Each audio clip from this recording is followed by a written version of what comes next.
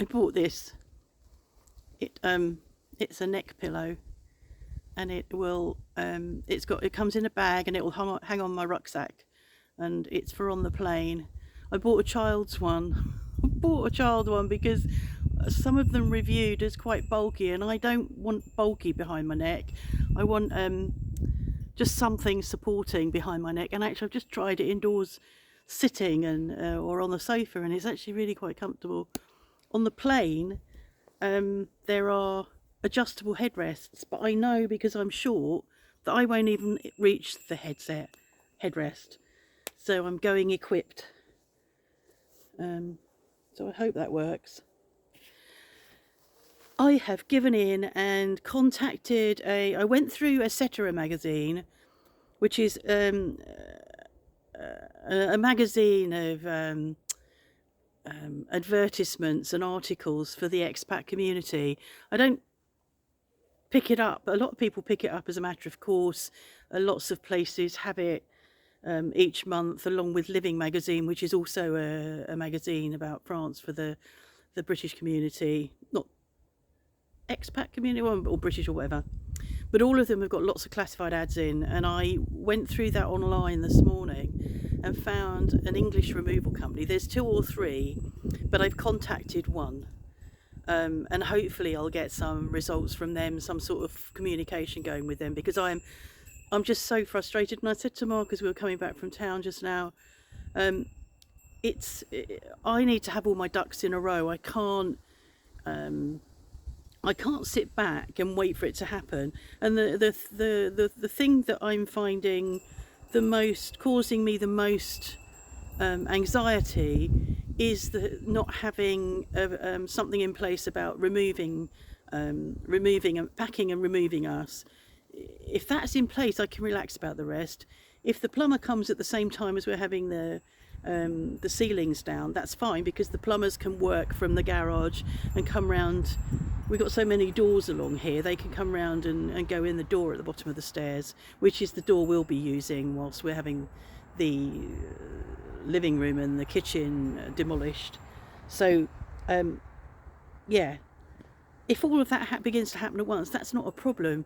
It is that I need to get people to be set up, ready to move us out. And once that's in place, I think I can just relax then. It would be nice to have them all done before we go away. I think that's the only other thing. But the ceilings will definitely, unless something really ridiculous happens, the ceilings and the rooms and all of that are set for the 20th of March. If he's a week late, that's fine. It'll still be fine. If the plumbing doesn't happen before our house sitters arrive, that's okay. We have a toilet up there, we have a shower, it's working, it's fine. We just wanted to renew it. It's old, so, but if it's not done, it's not done, and it's not an issue. I think what we're going to do next week is we'll go down into town and go to the plumbing place, because they've had our money, they've had the deposit for several weeks. And I just said to Mark, it would be nice, wouldn't it, if somebody said thank you for the deposit check and then communicated, so I want to go in there and say, what's your plan, and will you share it with us? It's just mad, isn't it? It's just mad. So that's that. Yeah, I enjoyed making that meal. It was because we'd had it last week, and I'm sort of I do look at what we're eating and think about, well, how did they make that, and sort of deconstructed a bit. So I thought, well, I could probably make that, and it tasted very similar as far as I'm concerned. It was the saffron sauce that was the bit that I wasn't going to know how to do. The salmon was just cooked salmon, forked through mashed potato. The saffron sauce I looked up, found a recipe for that was supposed to be with lobster ravioli. And so for whoever it was that asked for the recipe, if you Google saffron cream sauce, you'll find various recipes for it. And that it was really easy. So yeah, it was quite nice. Interrupted by a phone call about the table, which may come next week.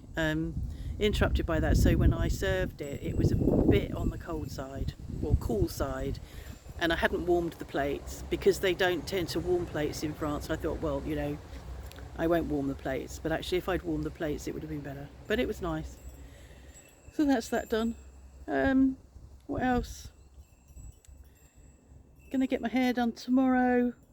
Somebody said I haven't got enough to come off. You're right, actually it is really short still, but I just want it a bit tidier, and I know that my fringe is going to be a bit long soon, so I get her to take some off the fringe, but I might not have too much taken off.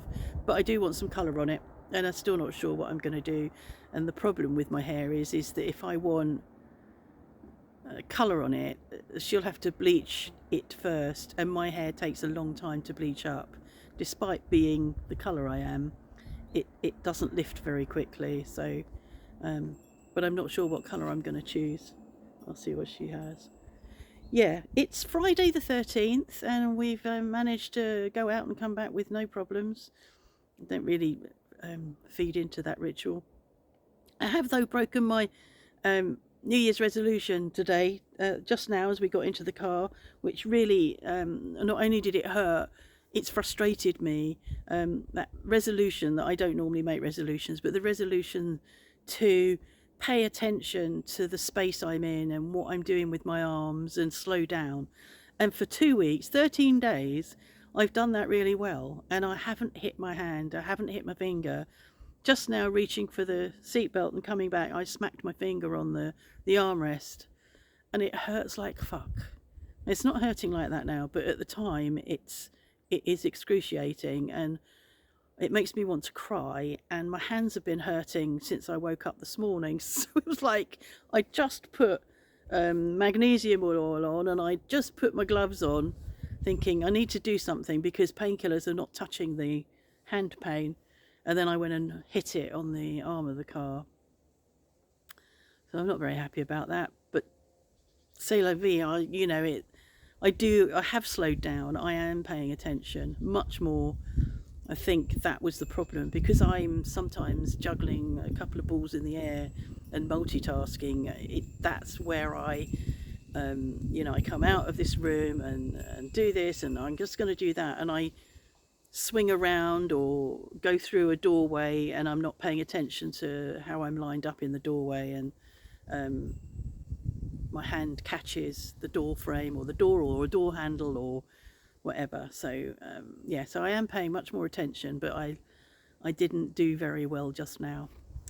I had a nice chat with my younger sister last night, and I had a guided tour of the house that they've moved into, that they built. It's looking really lovely and looking very big, lots of space. It's sort of on the ground floor, I suppose. It's a bit like those barn conversions where all of the rooms are, so you've got the kitchen, and then you've got the dining area, and then you've got the lounge area, all in one room with a nice fireplace, and so it looks really lovely. And she was walking around showing me this, showing me that, and I said, you're going to get your steps in there, aren't you, because there's a lot of walking, a bit like in our house. It's even though I might not be able to walk far outside, I do quite a bit of walking indoors some days, and then backwards and forwards to the chickens. So yeah, I think she said on the day that they moved, she walked 4 miles, but she was only living next door, so she walked 4 miles. Hi. What are you up to? In the car windows. Oh, I thought you were going to water the garden. We've had plenty of rain. Yeah.